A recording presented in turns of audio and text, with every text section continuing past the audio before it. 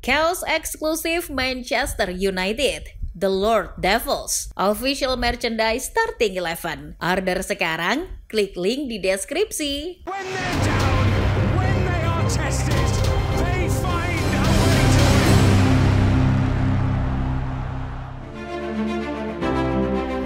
win. Dalam sebuah hubungan, apapun itu kita mengenal peribahasa, habis manis, sepah dibuang. Peribahasa ini menggambarkan seseorang yang dilupakan oleh orang lain ketika sudah tidak dibutuhkan lagi.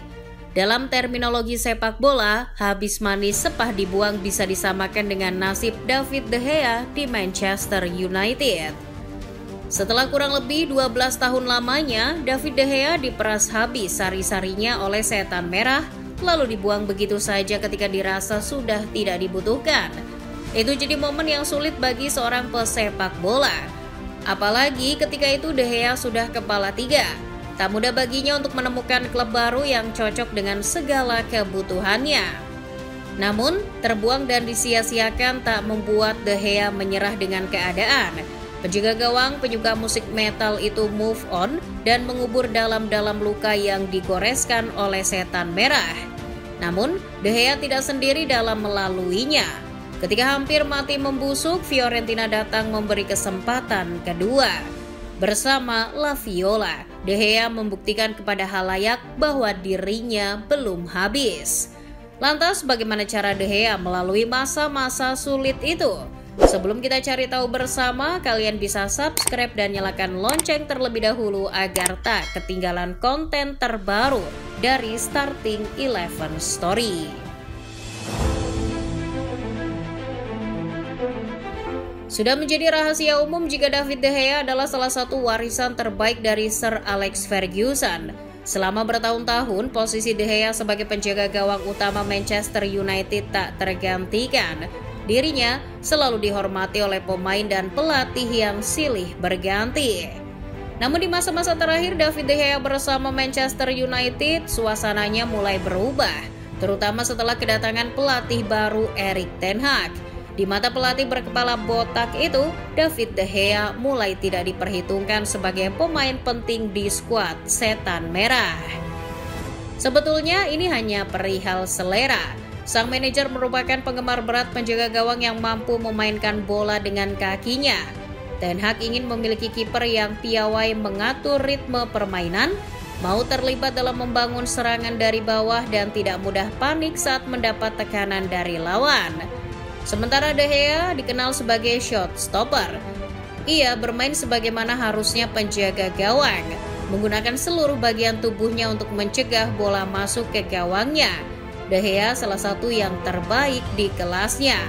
Tapi mau sebaik apapun, kalau yang dicari Ten Hag tidak ada di dirinya, maka De Gea tetap dirasa kurang. Tak heran ketika De Gea mendapatkan penghargaan Golden Gloves di Liga Inggris musim 2022-2023 dengan catatan 17 clean sheet, itu tidak berarti apa-apa bagi Ten Hag. Padahal seluruh pemain United bertepuk tangan dan mengapresiasi pencapaian tersebut.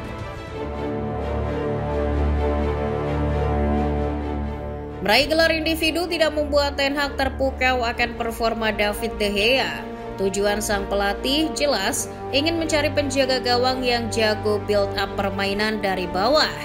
Alhasil perpanjangan kontrak sang penjaga gawang pun terus ditunda. Ten Hag ingin De Gea menjadi penjaga gawang kedua dan menurunkan gajinya. Namun De Gea tak mau menyanggupi tawaran tersebut. Penurunan gaji sih oke, tapi jadi yang kedua bukan sebuah pilihan yang ideal baginya. Setelah diskusi panjang, Ten Hag dan manajemen United pun sepakat untuk tidak memperpanjang kontrak sang pemain. De Gea akhirnya hanya bisa narimo ing pandum. De Gea dilepas tanpa penghormatan. Dirinya tidak diberi kesempatan untuk menyampaikan pidato di hadapan fans seperti legenda yang lain. Kepergian De Gea dari United jadi kabar yang cukup menggemparkan.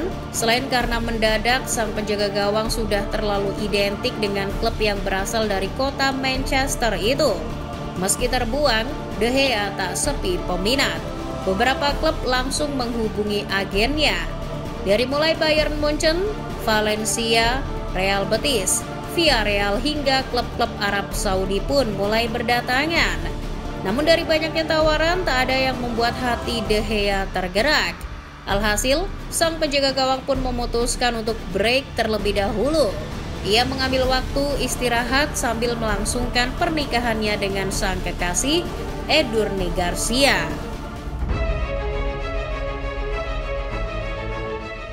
Selama menganggur, De Gea tak hanya berlibur dan bulan madu dengan sang istri. Dirinya juga disibukkan dengan pengembangan diri. Kita semua tahu bahwa De Gea sesekali menjadwalkan latihan mandiri di negara asalnya, Spanyol.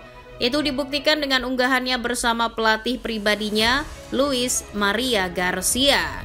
Dalam video-video yang diunggahnya di media sosial, De Gea terus berusaha mempertajam insting dan refleksnya sambil menunggu tawaran yang masuk. Selain itu, De Gea juga menambah porsi latihan dengan kakinya. Umpan jarak menengah dan umpan jarak jauh jadi menu favoritnya bersama sang pelatih. Namun, konsentrasi latihannya kadang terganggu. Tak kunjung menemukan klub baru membuat De Gea kehilangan hasrat bermain bola. The Athletic bahkan sempat melaporkan bahwa De Gea mempertimbangkan untuk mengakhiri karirnya. Ia merasa sulit untuk kembali bermain, dirinya masih dihantui kekesalan pada Ten Hag dan John Murtough. Keduanya ia anggap sebagai biang kerok kepergiannya dari Old Trafford.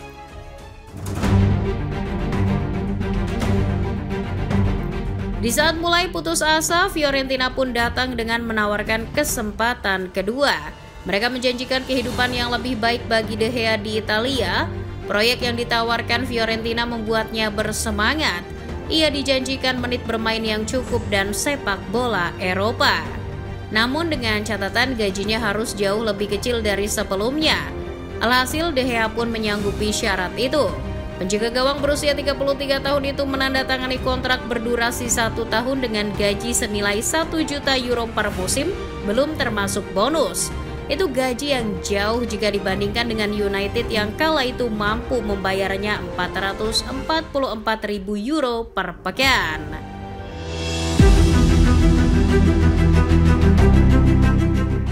Merekrut pemain yang sudah setahun penuh nganggur, Fiorentina tak lepas dari kritik dan pertanyaan-pertanyaan sinis. Seperti, mengapa harus De Gea? Atau, seperti tidak ada pilihan lain saja. Keraguan yang hadir di benak sebagian fans dan pandit sepak bola Italia diperkuat dengan debut buruk sang penjaga gawang.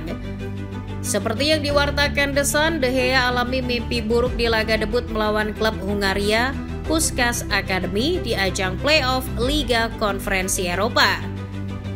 Melawan tim antah berantah tersebut, De Gea mulai kebobolan 2 gol dalam waktu 12 menit. Para penggemar pun tak tahan untuk tidak mengolok-ngolok sang pemain. Beberapa fans menganggap De Gea sama saja, tidak berubah sejak meninggalkan United.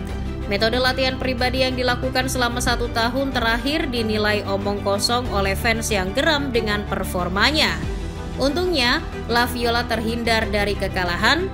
Laga berakhir dengan skor 3-3.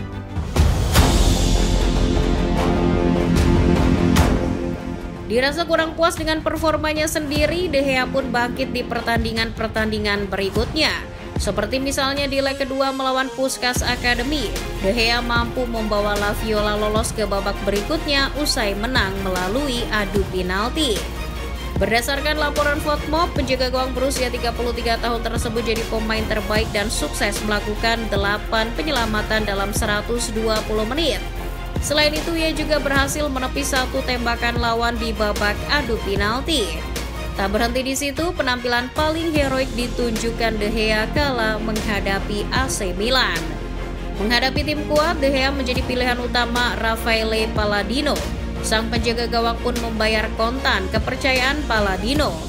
Berdasarkan statistik Fotmob, De Gea diganjar rating 9,3 karena melakukan 7 penyelamatan krusial plus menggagalkan 2 penalti Milan yang dieksekusi oleh Tammy Abraham dan Theo Hernandez.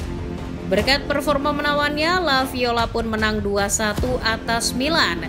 Ini sebuah kebangkitan sekaligus rekor yang fantastis. Dari biang keladi kegagalan final Europa League, kiper yang diasingkan terbuang hingga akhirnya terlahir kembali bersama Fiorentina. Kisah zero to hero yang terdengar biasa, tapi gak semua orang bisa.